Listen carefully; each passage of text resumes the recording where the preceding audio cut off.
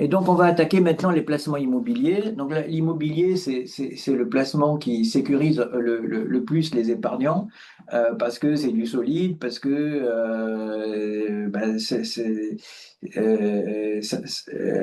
c'est des placements qui permettent de générer des revenus, même quand on habite à l'étranger. On peut, si on trouve des banques consentantes, euh, euh, financer une partie de l'acquisition à crédit.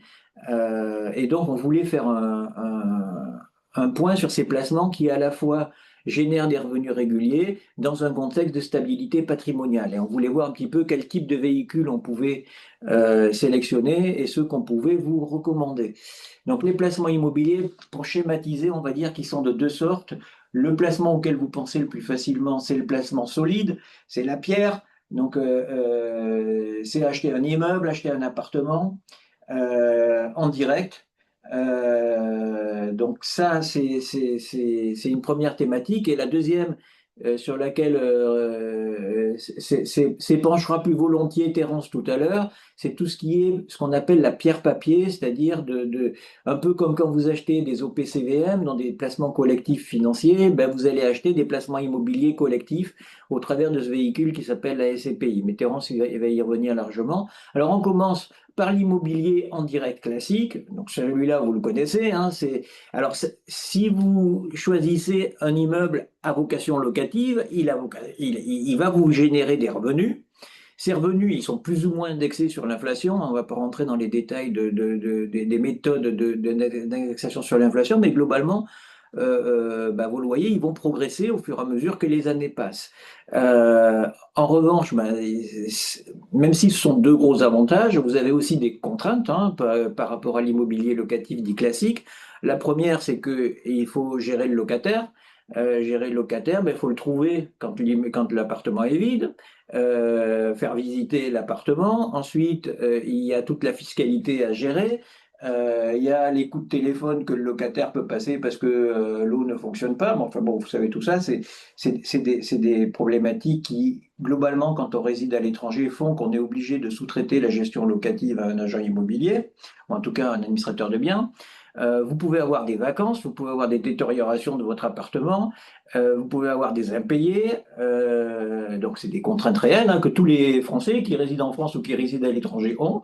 Vous avez des contraintes réglementaires qui sont de plus en plus importantes.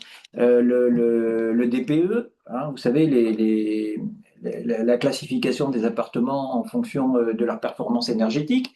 Vous avez les plafonds de loyer.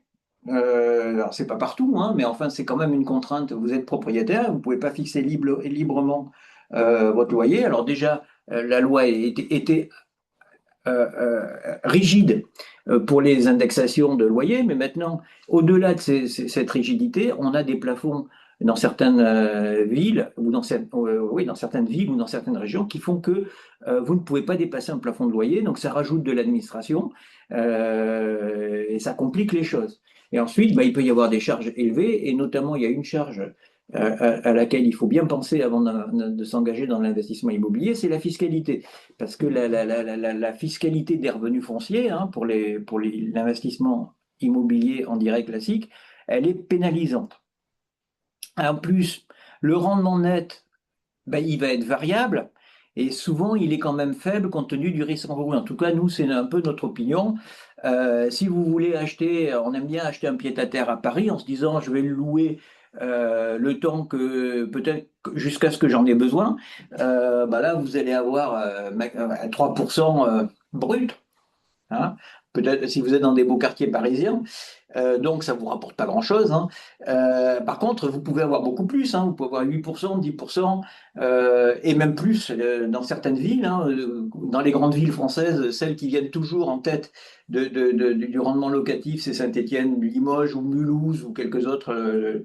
Mais le problème de ces villes-là, c'est que ça fait 20 ans que ce sont celles qui rapportent le plus, et elles rapportent le plus pour une raison, c'est que le marché immobilier, il est difficile. Donc quand votre logement est vide, c'est difficile de le relouer. Ce sont des régions, souvent, des villes souvent où la pauvreté est un peu plus importante que dans les villes où le rendement est plus faible, donc vous avez plus de risques d'impayés. Donc c'est comme tout, hein. Si vous privilégiez la sécurité vous privilégiez les villes très bien situées, avec une perspective de valorisation du capital, mais un rendement moindre. Et si vous privilégiez le rendement, vous choisissez des villes où vous avez du rendement, mais vous aurez probablement plus de problèmes dans la gestion et vous aurez surtout une moindre valorisation du capital. Saint-Étienne et Limoges, ça fait, je vous dis, ça fait 20 ou 30 ans que c'est les villes les moins chères de France, hein, dans les grandes agglomérations. Donc, et donc tout ça, il ne faut pas oublier quand on fait un investissement immobilier qu'il y a la fiscalité, il y a les impayés, il y a la vacance, et donc il faut bien tenir compte du fait que vous avez 20 à 30% du revenu brut qui va passer dans des charges quelles qu'elles soient. Donc il faut y penser. Alors, et en plus, l'intérêt, quand on a acheté en 2018 du 2020, c'est qu'on avait des taux d'intérêt qui étaient très faibles. Hein, on pouvait avoir du 1% sur 20 ans en 2020. Aujourd'hui, vous avez du 3,5%. Donc, quand vous avez un rendement net de 3,5 ou 4%, vous ne gagnez plus avec le crédit comme on pouvait gagner avant. Avant, il y avait un effet de levier positif sur l'investissement immobilier. Avec la hausse des taux, c'est beaucoup plus compliqué, sauf à avoir des rendements élevés dans des villes un peu plus compliquées. Donc, c'est ce qu'on voulait vous dire sur l'immobilier classique. Il y a des solutions alternatives, surtout pour les Français qui résident à l'étranger. La première, c'est ce qu'on appelle la location meublée. Donc, la location meublée, en fait, vous allez devenir un peu un investisseur d'un immeuble commercial, même il a vocation à être habité. Hein, on va dire que souvent, ça va être des résidences étudiantes, des résidences de tourisme, des résidences seniors, des résidences médicalisées. On a toute cette gamme d'immeubles qui peuvent être consacrés à l'investissement immobilier. Donc là, le fonctionnement est complètement différent. Vous êtes propriétaire, vous allez signer un bail commercial avec un exploitant, et cet exploitant, c'est lui qui est chargé de valoriser l'exploitation. Hein, donc, par exemple, Pierre et Vacances, hein, a construit son patrimoine sur des immeubles un peu comme ça, où il faisait rentrer des investisseurs particuliers qui achetaient les chambres ou les appartements qui souhaitaient exploiter en tant que résidence de tourisme, et l'investisseur avait un rendement préétabli à l'origine qui était de 4, 5, 6%, ça dépendait des périodes. Donc, l'avantage, c'est que vous n'avez pas de souci de gestion, c'est que vous avez contractualisé votre loyer avec l'exploitant, que vous n'avez pas la même fiscalité que les revenus fonciers, puisque vous avez une fiscalité sous forme de revenus commerciaux, hein, bénéfices industriels et commerciaux, qui vous permettent d'amortir votre bien. Et vous pouvez aussi récupérer la TVA lors de l'acquisition, parce que les loyers qui vont être facturés qui vont être versés par l'exploitant, ces loyers sont eux-mêmes soumis à la TVA. Donc, dans ces conditions-là, vous pouvez récupérer la TVA lors de l'acquisition. Alors, c'est un avantage hein, et pas un avantage, parce que l'exploitant, il la paye, la TVA. Mais ça vous permet, vous, d'avoir moins à investir au moment où vous achetez. Donc, les points d'attention sur ce type de bien, c'est que le bail commercial, ça vous engage autant que l'exploitant commercial. Ça veut dire que si vous avez décidé, par exemple, de louer votre résidence étudiante au groupe Nexity, par exemple, qui est un des plus gros en France, vous ne pourrez pas expulser Nexity pour donner l'appartement à votre fils. Ça, c'est pas possible. Vous êtes contraint et globalement, quand vous rentrez dans ce type d'exploitation, vous ne récupérerez pas le bien. Il a vocation à être exploité durablement, commercialement.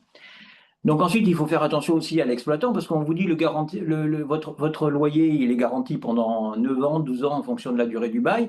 Mais ça suppose que l'exploitant, il soit solvable et qu'il puisse vous payer le loyer auquel il est engagé contractuellement pendant 9 ans ou pendant 12 ans. Ça n'a pas toujours été le cas. Et il y a même souvent des cas où les résidences meublées, les exploitants n'ont pas été capables de payer le loyer. On a parlé de Pierre et Vacances tout à l'heure. À un moment, il a eu des problèmes hein, après le Covid et il a dû négocier avec les propriétaires pour résorber son arriéré de loyer. Et puis après, il faut faire attention à l'usage du bien. Alors aujourd'hui, la tendance est de dire qu'il faut privilégier les résidences étudiantes. Pourquoi on dit qu'il faut privilégier les résidences étudiantes? Parce que les résidences de tourisme, c'est moins à la mode depuis Airbnb. Les résidences seniors, on en a construit beaucoup, mais on s'aperçoit que c'est pas si simple à remplir. Les résidences de type EHPAD, ça coûte cher.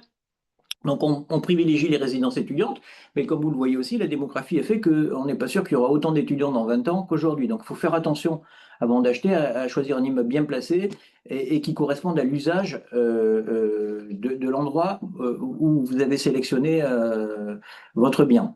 Donc les rendements, qu'est-ce qu'on peut attendre là-dessus? Donc aujourd'hui sur des programmes neufs, on voit passer en 3,5, ça a un peu monté quand même. On peut espérer avoir du 4 à 5%. 4 à 5% desquels il faudra que vous déduisiez essentiellement la taxe foncière, hein, qui est souvent à la charge du propriétaire. Et puis vous avez quelques charges de propriétaire, mais globalement, vous avez quand même beaucoup moins d'écart entre le revenu net et le revenu brut que sur les immeubles loués classiquement. C'est pour ça que c'est quand même un type d'immeuble qui a du succès aujourd'hui, notamment auprès des Français qui résident à l'étranger. Donc nous, on peut vous accompagner, hein, vous aider à choisir le bon endroit et surtout le bon exploitant. Alors, il y a une troisième possibilité pour louer son appartement, c'est la location saisonnière, ça vous connaissez aussi. Donc, vous savez que Airbnb et Booking permettent maintenant, ou d'autres, hein, permettent maintenant de louer très facilement un appartement, surtout quand il est situé dans une zone touristique. Vous pouvez le gérer directement, vous pouvez aussi le faire maintenant avec des conciergeries. Les métiers se sont largement normés. Donc l'avantage, ben, c'est que ça rapporte, hein. Si vous avez bien choisi votre bien et si vous n'avez pas trop de contraintes euh, d'urbanisme, en tout cas municipal, ben, c'est quand même des rendements qui sont sympathiques, surtout quand l'activité touristique n'est pas saisonnalisée. L'avantage pour vous qui résidez à l'étranger aussi, bah, c'est que vous pouvez vous réserver les plages dans l'année qui vous intéressent pour pouvoir y résider vous-même. Euh, voilà, donc après, les inconvénients, bah, vous avez peut-être lu dans la presse que les maires, ils sont pas trop contents, en tout cas dans certaines municipalités, et ils font la chasse au Airbnb, notamment à Paris d'ailleurs, hein, où la réglementation est assez contraignante. Et puis bah, il faut bien gérer cette saisonnalité, hein, parce que si votre appartement il est occupé que 4 à 6 semaines dans l'année, ça risque de pas être très rentable compte tenu des charges qui y sont attachées. Et puis, il faut pas oublier les coûts, hein. Il faut le ménage, la conciergerie, l'entretien, tout ça, ça coûte un peu cher. Et puis après, il faut payer Airbnb ou il faut payer Booking.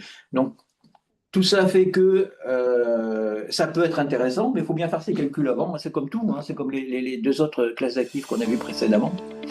Donc, on sait que les Français qui résident à l'étranger aiment bien ce type d'investissement.